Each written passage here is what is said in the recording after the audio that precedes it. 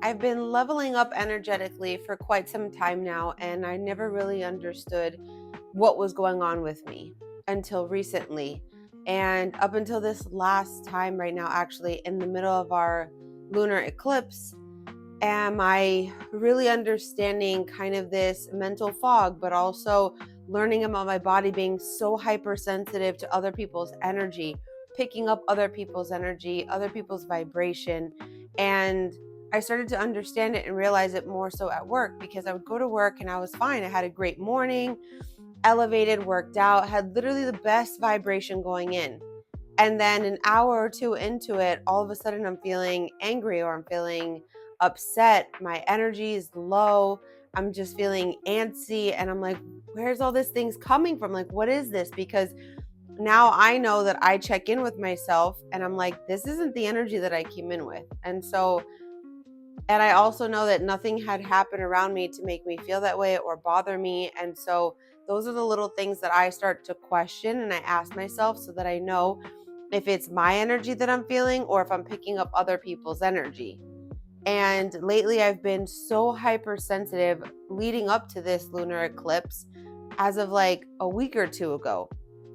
And I've also read on things like that, because it's energy, it's not that we only feel the effects of the lunar eclipse or a full moon simply on the day of the full moon. You're feeling it.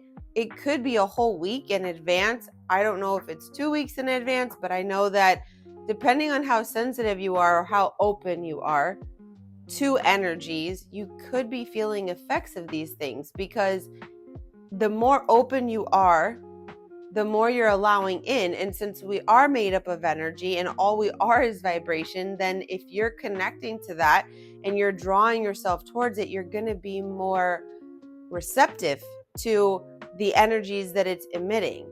And I feel like every time I open myself up more to understand energies better, to understand myself better, and it becomes even more difficult to be able to walk around and stay in my energy and not consume and feel everybody else's energy.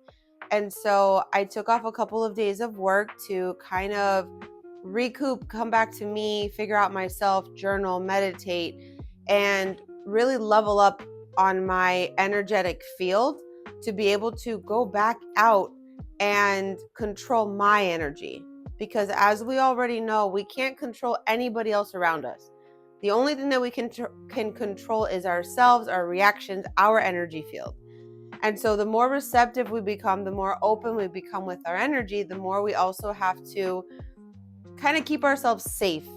Not blocking other people, but you want to keep yourself safe. You want to keep yourself away from receiving energies that aren't yours, because now you're vibrating differently and you're not vibrating off of your energy. And so what I have been doing is just making sure that I'm more self-aware.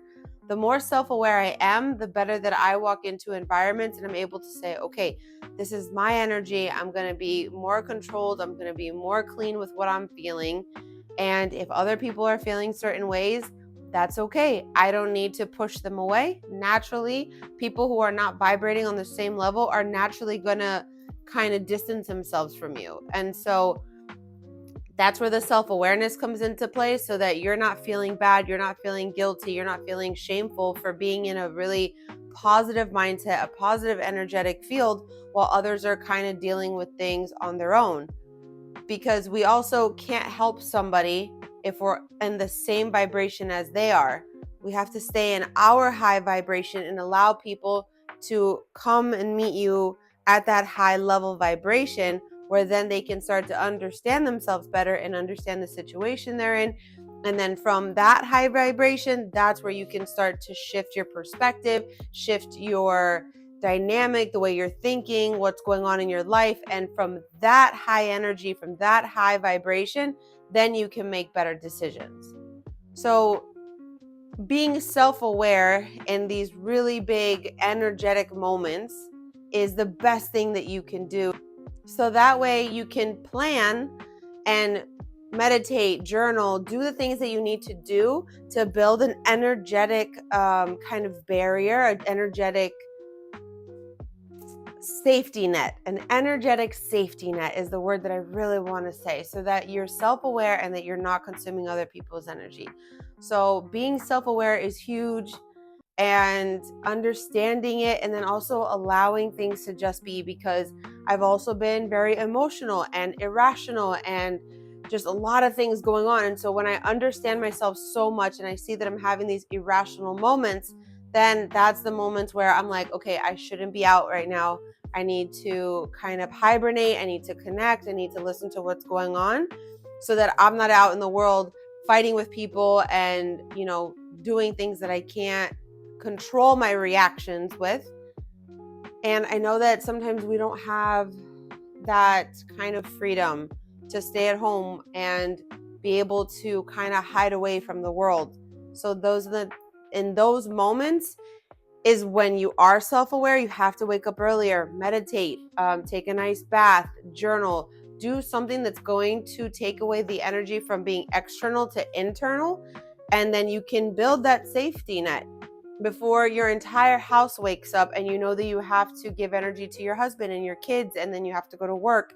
So you have to take the extra time to be with yourself, to then be able to go out in the world and be productive and kind and as, I guess, energetically sound as we possibly can be.